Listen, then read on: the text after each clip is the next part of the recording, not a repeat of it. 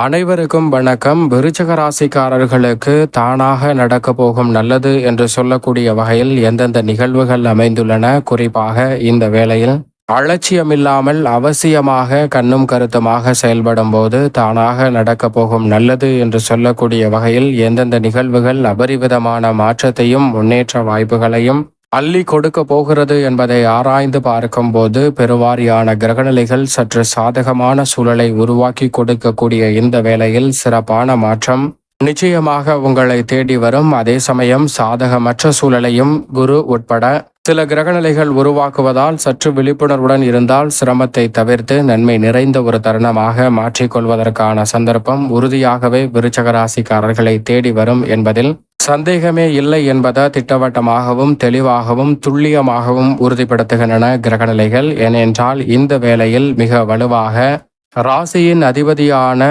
செவ்வாயின் அமைப்பை பொறுத்தவரைக்கும் 9ஆம் இடத்தில் வலம் வருகிறார். 8ஆம் தேதிக்கு பிறகு, ஜூன் 8ஆம் தேதிக்கு பிறகு கர்மஸ்தானமாகிய 10 தொழில் ஸ்தானத்தில் நுழைகிறார். அவர் 3, 6, 10 மற்றும் 11 ஆகிய இடங்களில் வலம் வரும்போது அபரிவிதமான நன்மையை அள்ளி கொடுப்பார். அதில் ஒரு இடமான கர்மஸ்தானத்திற்குள் ராசியின் அதிபதி நுழைந்திருப்பதோடு பாக்கியஸ்தானத்தில் நீச்சம் பெற்ற நிலையில் நீட்ச நிவர்த்தியும் பெற்று பலம் பொருந்திய அமைப்பில் வலம் வரப் போகிறார். எனவே மிக பெரிய அளவிலான நெருக்கடிகள் விலகுவதோடு முன்னேற்றமும் வளர்ச்சியும் இந்த வேளையில் எளிதில் கைகூடக்கூடிய வகையில் அற்புதமான வாய்ப்புகளும் சந்தர்ப்பங்களும் உங்களை தேடி வருகிறது. எனவே இந்த சந்தர்ப்பத்தை தவறவிடாமல் விருச்சிக ராசிக்காரர்கள் சரியான முறையில் பயன்படுத்தி கொண்டால் மிக சிறப்பான நல்ல பல வாய்ப்புகளும் புதிதாக அசையும் அசையா சொத்துக்கள் வாங்கக்கூடிய அல்லது விற்கக்கூடிய முயற்சியில் நீங்கள் நினைத்தபடியே தானாக நடக்க நல்லது என்று சொல்லக்கூடிய வகையில் பல நன்மை நிறைந்த வாய்ப்புகள் உங்களை தேடி வரும். புதிய வேலை வாய்ப்பிற்காக முயற்சி செய்யும் போது எளிதில் அவை கிடைப்பதற்கான நல்ல சந்தர்ப்பமும் நிறைவாக உங்களை தேடி வருகிறது. சுக்கிரன் மிக வலுவாக 6லும் இந்த மாதத்தின் இறுதியில் ஆட்சி பலம் பெற்று 7ஆம் இடத்திலும் பலம் வரப்போகிறார். சப்தமத்தில் நுழையும் சுக்கிரனின் அமைப்பால் மங்களகரமான பல காரியங்கள் சிறப்பாக கைகூடும். நினைப்பதை காட்டிலும் பொருளாதார ரீதியான வளர்ச்சியும் முன்னேற்ற வாய்ப்பும் நிறைவாக ஏற்படுத்தி கொடுக்கக்கூடிய வாய்ப்பையும் சந்தர்ப்பத்தையும் விருச்சிக ராசிக்காரர்களுக்கு நிச்சயமாக அள்ளி கொடுப்பார். சரியாக பயன்படுத்தி கொள்ளுங்கள். குறிப்பாக இவ்வளவு நாட்களாக நல்ல வரனுக்காக அலைந்து திரிந்த உங்களுக்கு இந்த தருணத்தில் தானாகவே உங்களது இல்லம் தேடி வரக்கூடிய வகையில் நல்ல வரன் கிடைக்கும். மிக பெரிய அளவிலான நல்ல வாய்ப்பும் சந்தர்ப்பமும் அபரிவிதமான முன்னேற்றத்தை உருவாக்கி கொடுக்கக்கூடிய வாய்ப்பை நிச்சயமாக விருச்சிக ராசிக்காரர்களுக்கு ஏற்படுத்தி கொடுக்க போகிறது. கலைத்துறை, அரசியல் துறை சார்ந்த பணிகளில் மிக சிறப்பான வளர்ச்சியையும் பொருளாதார ரீதியான முன்னேற்ற வாய்ப்புகளையும் நிறைவாக இந்த வேளையில் சந்திப்பதற்கான நல்ல யோகமும் உங்களை தேடி வருகிறது. சரியாக பயன்படுத்தி கொள்ளுங்கள்.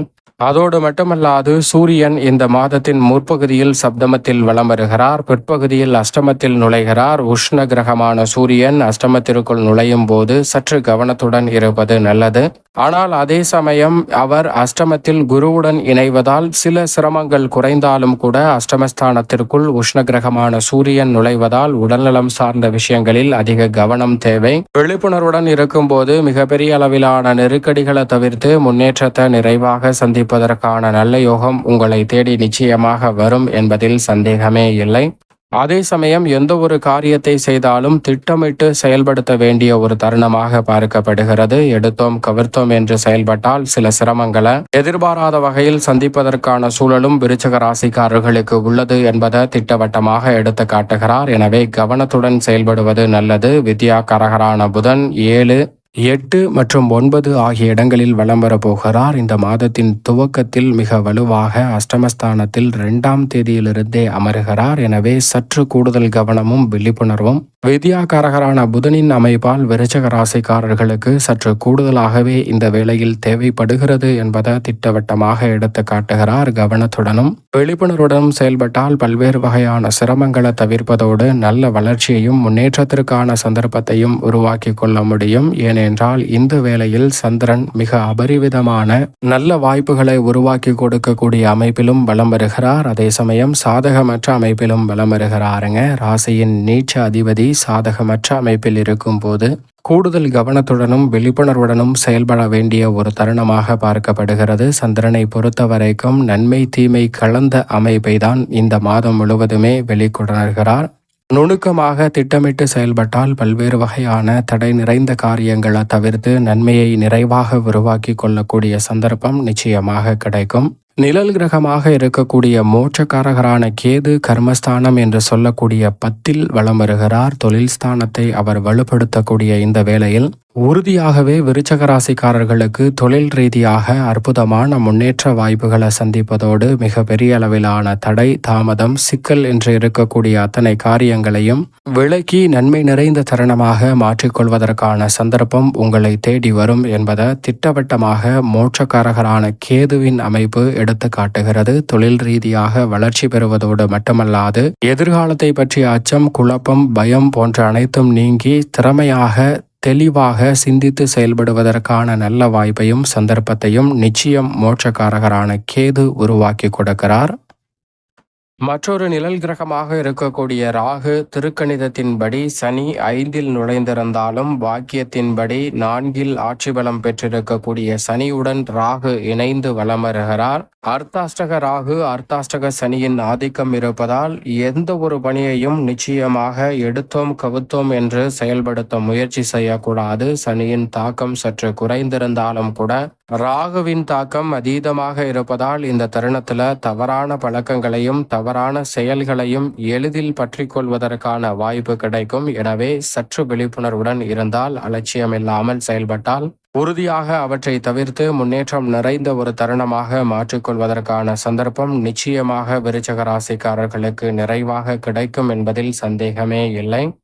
இந்த வேளையில் ராசிக்கு சகாயமானவராக இருக்கக்கூடிய குரு பகவானை பொறுத்த வரைக்கும் அஷ்டமத்தில் நிலை கொண்டிருக்கிறார். தோஷமற்றவராக இருந்தாலும் முழு சுபகிரகமாக இருந்தாலும் கூட அஷ்டமத்தில் குரு இருப்பதால் இந்த வேளையில் பல்வேறு வகையான சுப நிகழ்வுகள் மற்றும் புதிய திட்டங்களை செயல்படுத்தக்கூடிய முயற்சி என எதுவாக இருந்தாலும் அதில் கூடுதல் கவனத்துடனும் விழிப்புணர்வுடனும் செயல்படும் போது நெருக்கடிகளையும் சிரமங்களையும் தவிர்த்து முன்னேற்றத்தை நிறைவாக மாற்றிக்கொள்வதற்கான நல்ல சந்தர்ப்பம் நிச்சயமாக உங்களை தேடி வரும். சரியான முறையில் பயன்படுத்தி கொள்ளுங்கள். அதே வேளையில் குரு அஷ்டமத்தில் இருந்தாலும் கூட திருமணம் புத்திரபாகியம் போன்றவற்றில் எவ்விதமான தடையும் ஏற்படாது. நல்ல மாற்றத்தை நிறைவாகவே அள்ளி கொடுக்கக்கூடிய வாய்ப்பையும் சந்தர்ப்பத்தையும் உருவாக்கி கொடுக்கிறாருங்க. அதோடு மட்டுமல்லாது இந்த வேளையில் நன்மை நிறைந்த ஒரு தருணமாக மாற்றிக்கொள்வதற்கு நிச்சயமாக விருச்சக ராசிக்காரர்கள் வாரத்தில் வியாழக்கிழமை விரதமிருந்து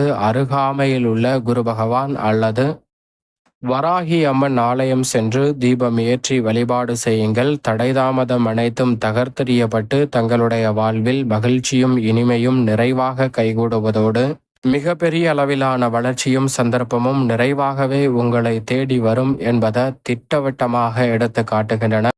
சரியான முறையில் இந்த தருணத்தை திட்டவட்டமாக நுணுக்கமாக விருச்சக ராசிக்காரர்கள் பயன்படுத்தி கொள்ளுங்கள். நல்ல மாற்றம் தங்களுடைய வாழ்வில் நிச்சயம் நிறைவாக கிடைக்கும்.